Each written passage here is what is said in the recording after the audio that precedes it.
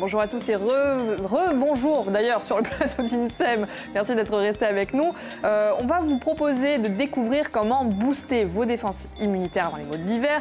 Et si malheureusement vous n'avez pas échappé aux rhumes et autres maux de gorge, vous pourrez vous soigner avec les huiles essentielles. On en a plein le plateau. Promis, ça vaut le coup d'essayer parce qu'il paraît que d'ici 2050, les antibiotiques probablement n'auront plus aucune efficacité sur les bactéries. Donc maintenant que vous êtes en train de paniquer, vous pouvez nous appeler en direct au 0800 3x0 900 ou alors nous écrire sur le Facebook de Viasté, le Faustine qui est avec nous. Exactement, je vais vous tout allez relever relever en direct.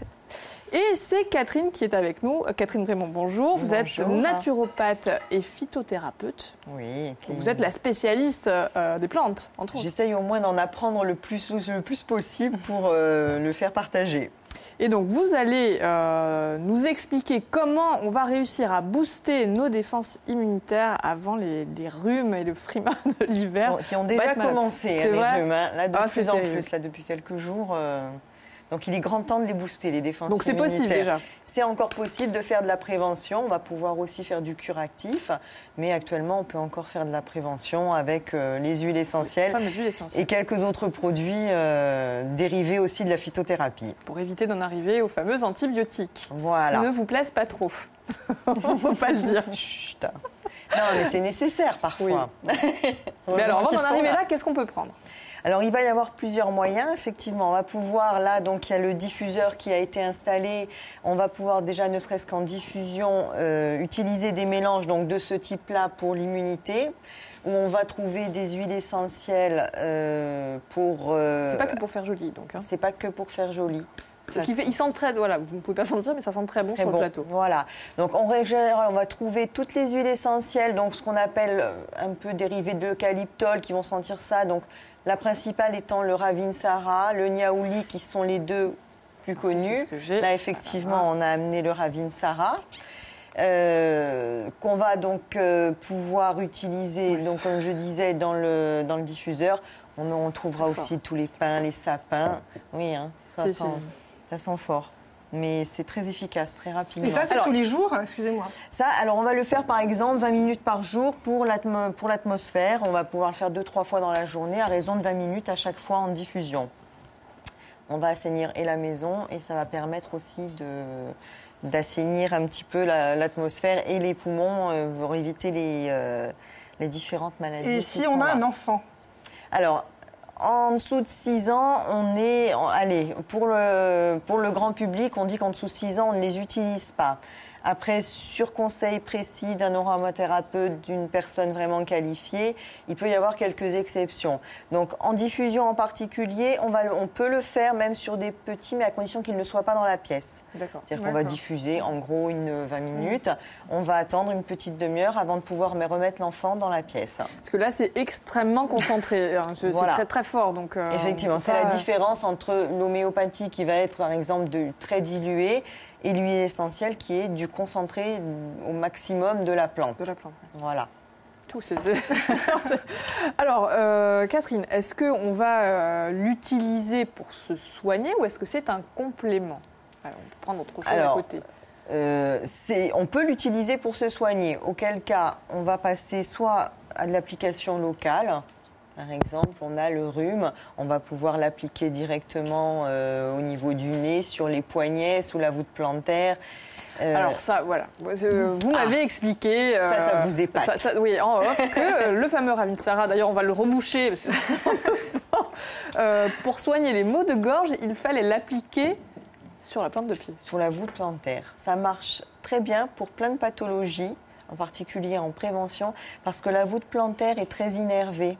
Et donc, du coup, tout le système sanguin étant très proche, l'huile essentielle va passer très vite. Et si vous voulez faire une expérience, alors avec des huiles essentielles un peu fortes type laurier, si vous le mettez sous la voûte plantaire, un petit quart d'heure après, on va pouvoir vous dire que vous sentez le laurier. Ah bon? Ouais, parce que ça aura passé tout le système sanguin. Donc c'est très intéressant. Alors Catherine, vous êtes venue quand même les bras chargés de petites fioles. Moi j'aimerais bien que vous nous proposiez un assemblage pour booster d'abord les défenses immunitaires. Si on devait choisir parmi tout ce qu'il y a sur le plateau, qu'est-ce qu'on pourrait prendre? Alors là, dans ce qu'il y a juste ici, bon, il y en a d'autres qui ont été posés là-bas, qui sont mais si vous voulez, je vais les chercher. Intéressantes. On pourra les citer, je pense qu'on les a vus. Il y avait en particulier donc, le pain Rich, qui est quand même une huile essentielle spécifique à la Corse. C'est une espèce endémique et qui est encore, je dirais, au niveau de son efficacité au-dessus du pain sylvestre qu'on connaît ou du pain de Patagonie qu'on connaît plus. Mais c'est vrai que le pain Rich... c'est votre coup de cœur, j'ai l'impression. Oui, mais le problème, c'est qu'il y a une toute petite production. Donc vraiment, quand on arrive à en avoir, il faut se précipiter dessus parce que vous allez en avoir une fois dans l'hiver, quoi. Ah oui, d'accord. On a une réaction, excusez-moi, de Angélique Fabiane qui nous demande « Est-ce que certaines huiles essentielles peuvent être mortelles ?» Oula. Parce qu'on va faire une overdose, grosso modo. Alors, mortelles, oui, il y en a certaines qui peuvent avoir, qu'il faut utiliser avec précaution parce qu'on va avoir, alors, mortelles dans le sens, ça peut provoquer des convulsions, surtout chez les petits ou des personnes qui sont sensibles à ça. Et il y en a certaines, effectivement, qu'on va, comme l'hysope officinale, qui là peuvent être des huiles qui sont très peu courantes, mais qui sont effectivement mortelles. C'est pour ça qu'on va faire vraiment la différence entre, qu'il est important de connaître le deuxième nom de la plante. Parce que si on vous dit juste, par exemple, hysope, il y a une différence entre l'hysope officinale et l'hysope couchée. Donc, et ça fait tout comme les champignons, ça fait toute la différence. On a aussi Frida Didioueline qui nous dit « Il faut garder en mémoire que leur utilisation n'est pas anodine et ne pas se lancer sans être vraiment documenté. » Exactement.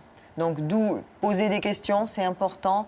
Moi, c'est ce que je dis. Il vaut mieux poser une question 10 fois plutôt et pas faire de bêtises, surtout au niveau des quantités. Et surtout, il faut connaître les noms latins. C'est ça qui est important. Parce que sur toutes les huiles essentielles, on le voit là, vous allez retrouver systématiquement le nom latin. Et c'est ce qui va définir une huile essentielle de qualité et son origine surtout. Parce que sinon, si on vous met Ravinsara, on peut la confondre avec une autre si le nom latin n'est pas écrit parce que certains laboratoires ne sont pas très... Oui, regardons. Voilà, exactement. Donc comme il y a des huiles essentielles qui sont plus chères que d'autres, des fois on fait passer une vessie pour une lanterne. Alors ça c'est dit. On rappelle évidemment que comme c'est extrêmement concentré, on en utilise très peu, ça suffit. Et, voilà. Et on va surtout... Sur des adultes, surtout pas sur des enfants. Le diluer. Il faut penser, surtout quand on connaît peu les huiles essentielles, il faut vraiment penser systématiquement à le diluer. Donc on était sur le pain Rich. Oui.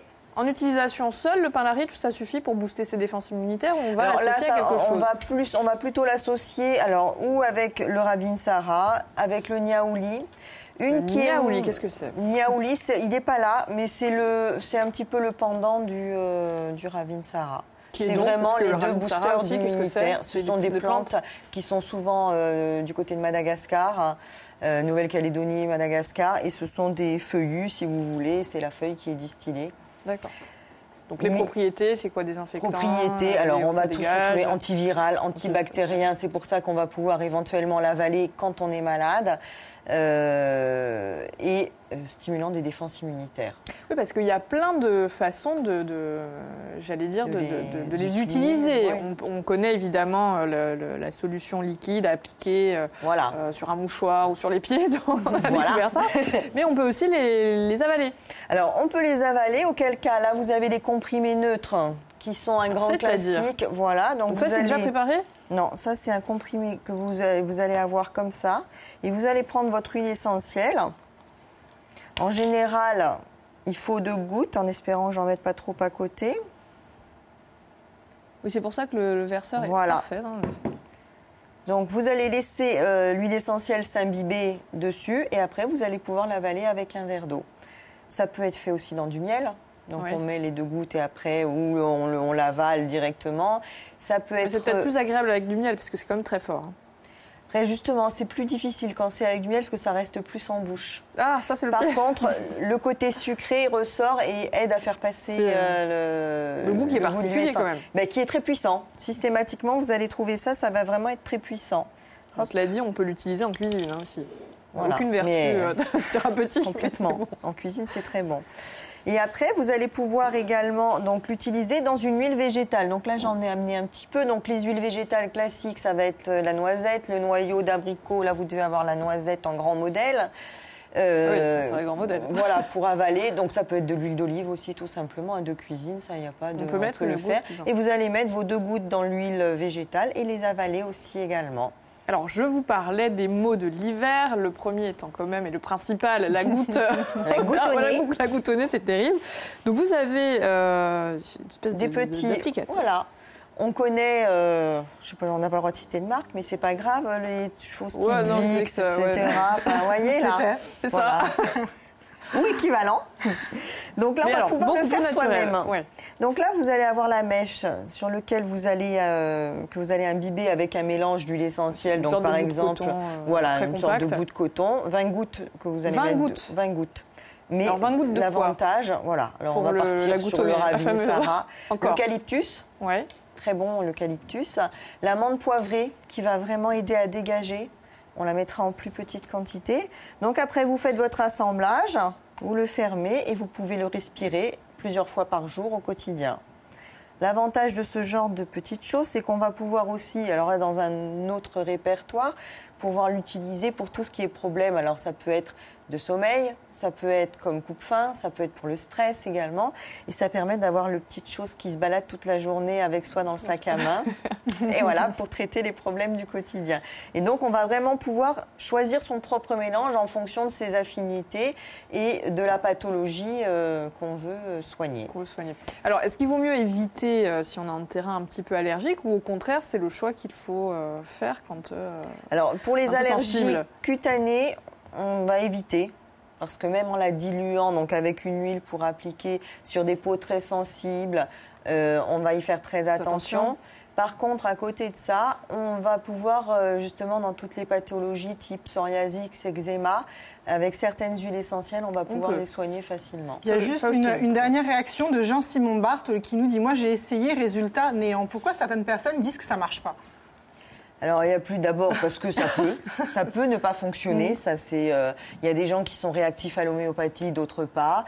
Il y en a qui vont être très réceptifs, par exemple, aux tisanes, d'autres qui vont préférer les gélules et ça fonctionnera mieux. Ensuite, ça peut être parce qu'elles ont été mal utilisées. C'est-à-dire que dans ces cas-là, c'est vrai qu'on va en prendre très régulièrement, mal choisi.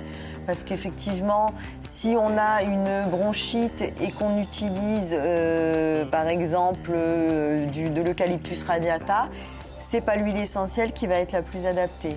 D'accord. Donc, c'est vrai que si on n'utilise pas la bonne huile essentielle, et il y a des huiles essentielles qui réussissent mieux à certaines personnes qu'à d'autres. Après, tout dépend pourquoi il l'a utilisée.